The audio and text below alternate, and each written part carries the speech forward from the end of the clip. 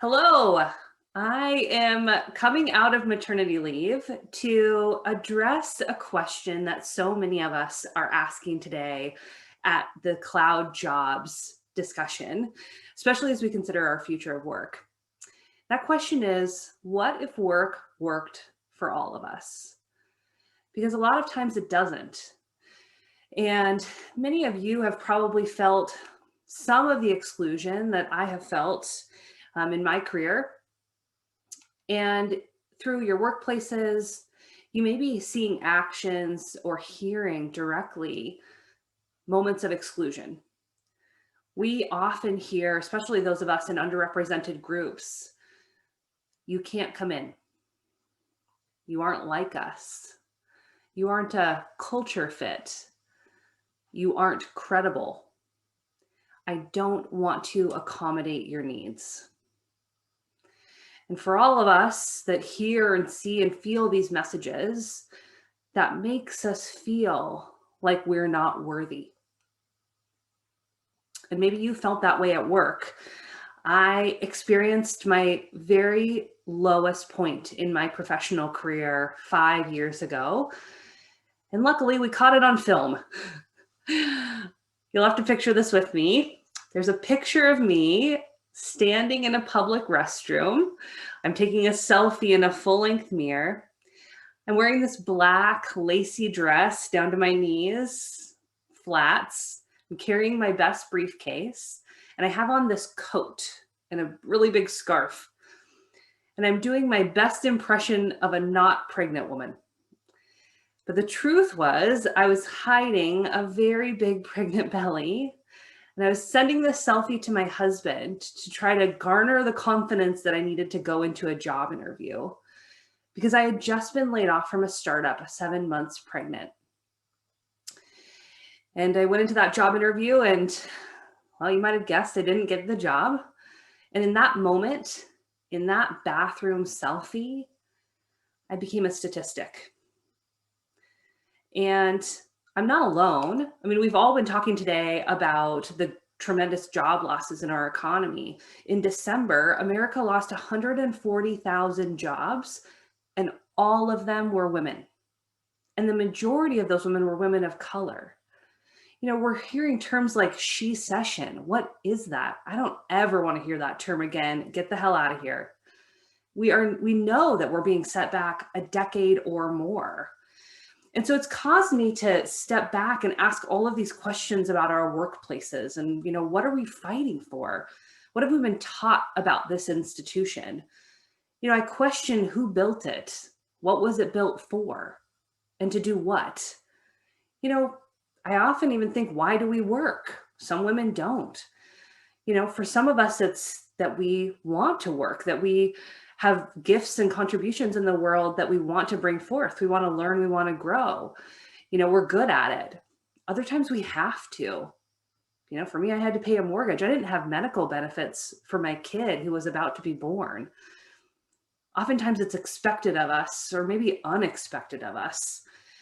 And so if I think about this tech workforce that we're a part of, it's really been built for a very specific kind of worker. He generally has no family obligations like I do. I'm a mom of 3. I'm here on maternity leave. I've got an 8-week-old baby. And so my time restrictions are very unique. I can't do breakfast dates and happy hours. That's just not how I work. He also is able to travel. Of course, we're in a COVID world right now, but he's able to jump on a plane whenever he needs to go and see the opportunities that some of us can't reach. He's extrinsically motivated and profit-driven. He has light skin. And this power dynamic that has been created in our system is his game, not ours. And so then we see stats like what stopped me in my tracks when I saw the report coming out from Accenture and Girls Who Code, who found that half of young women who go into tech jobs leave by the age of 35. This is not a coincidence. We're all raising children, and now we're teaching children at home. And the primary reason cited in that study of why these women are dropping out is non-inclusive company culture. You know what I hear in that answer? You are not worthy. I won't accommodate you. And so this can't continue. It can't. And organizations like Women in Cloud bring us all together to ask these important questions. And so what I believe and what I think many of us in the industry are seeing, especially those of us that focus on talent, is that we're at a tipping point. Hopefully not a breaking point, but a tipping point. And there's 5 trends that suggest this tipping point is underway. The first trend, of course, is women leaving the market in record numbers due to the childcare crisis. We're seeing, posts like Marshall asking for Marshall plans to pay women for their childcare responsibilities at home. This revolution has taken women out of the workforce in record numbers, and it's heartbreaking. I actually had a friend of mine, published author and a thought leader on interior design, say to me, Carrie said, Bria, I need you to keep working because I cannot. And boy, if that's not motivating, I don't know what else is. Trend number 2 is long overdue, and that is our brand's commitments to diversity, equity, and inclusion. Of course, we saw a social justice reckoning in 2020 that called to the mat all of our organizations. What are we here for? What is our purpose? And this investment in DE&I is really starting to transform the way brands consider talent and people in their businesses and in their products. Trend 3, as a result of trend 1 and 2, is that now brands and organizations are thinking about mental health as part of their employer responsibility, which never would have existed for my mother or my grandmother's generation. Trend 4 is a term that Microsoft coined called tech intensity. And this is the idea that it's an organization's rate of technology adoption, along with its ability to bring its own digital capability. And so I think of this as humans plus tech equals capacity. And if we have tech and humans working well together, our capacity for growth and profit is bigger. And lastly, the trend that I am so encouraged by is the freelance revolution we're all a part of. So trend number 5 is the freelance workforce. We're seeing micro entrepreneurs and freelancers pop up new businesses at an incredible clip, and forecasts show that more than half of Americans will be freelance by 2027. Think of that in our workforce. That is a tremendous change in the way in which our workforce is built. And so these 5 trends suggest that the power dynamic is shifting in virtually every sector.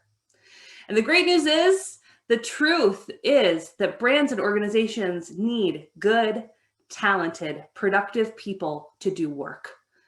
And if women and underrepresented populations are unavailable for all of the reasons that we've talked about, then we must create new paths. There has to be innovation in the way in which our workplaces are designed. And so the challenge for decision makers is to not think of this as accommodation.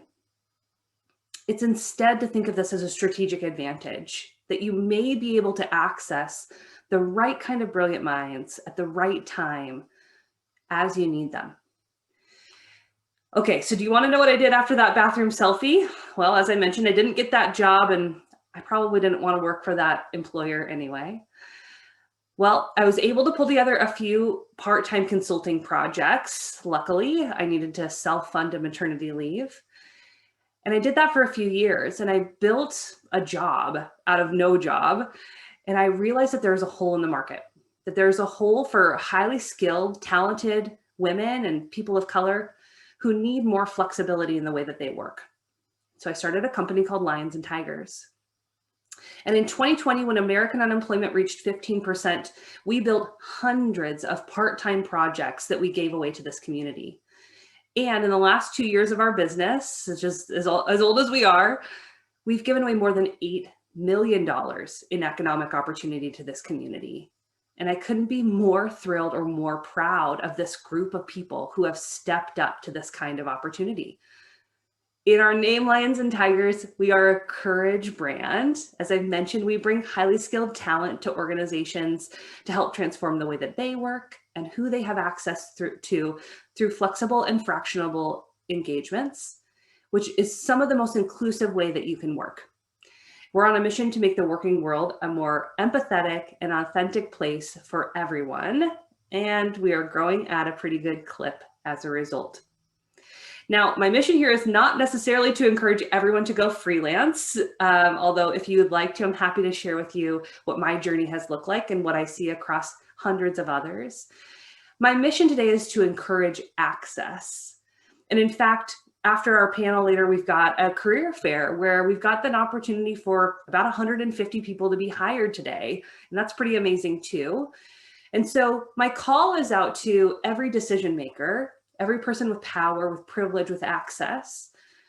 My call is on you to come alongside with me and create a two-pronged approach to your workforce. And that is to love the one you're with, to give those employees wonderful flexibility policies, to, of course, contribute to their mental health and ensure that they are able to come to work as their best selves, but also to consider a flexible worker strategy so that you're moving into the new world of work and tapping this kind of talent. Because what an opportunity we have together. I mean, we've talked about the power of women all day long. And if you consider this female labor force participation, that we could really accelerate US GDP growth, adding a staggering 5.87 trillion to the global stock market in 10 years. And if we project out even further, if we think about 5 or 10 years, as this power dynamic shifts from profit-driven to people-driven, my belief is that skills will become our currency. You start to see this on LinkedIn with the skilling and endorsement in our profiles. My belief is that will be moved up and that our ties to our businesses will move down. It doesn't mean those relationships aren't important. It just means that the mastery of our skills is what will be the things that we take forward. And if you consider the speed at which training is accessible now through lynda.com, through Udemy, through LinkedIn Learning, so many other course catalogs where you can become an expert quickly and affordably, the world will change quickly. And I was so encouraged by a study I recently saw, just came out from Harvard Business School and Boston Consulting Group. It's a beautiful study, asked questions of about 700 enterprise thought leaders and hiring managers across the globe. And the thing that really stood out to me, the question that asked them about their future workforce, was that more than 3/4 of those respondents said that they believe that this workforce will be more fluid, shifting between multiple employees, ramping up and down at a higher frequency as we move into the future. And so the message is this: choose your own beautiful path. There is no right way. There is no wrong way. And the mantra that I had to pull together from that bathroom selfie into leading this business is the belief that I am worthy. And the belief that organizations are lucky to have me because I'm a strategic advantage at 10 hours a week or 40 hours a week. And so my advice to you is twofold. We've got 2 steps. The first is to stand true in what you need, in what you value, and what puts you in your highest and best use so that you can be of service. And it's critical that you communicate that to the person on the other side of the table. And if they don't concur, then they're not your people. And the second thing that we need to do today is that we have to come together collectively. Women in Cloud and communities like this are asking and giving communities. Because when this group comes together, we shift that power dynamic from what he owned to what we own. And that's how we start to change the future. The last thought I will leave you with is an excerpt from Amanda Gorman, who wrote the most beautiful, stunning poem called The Hill We Climb at our inauguration last week.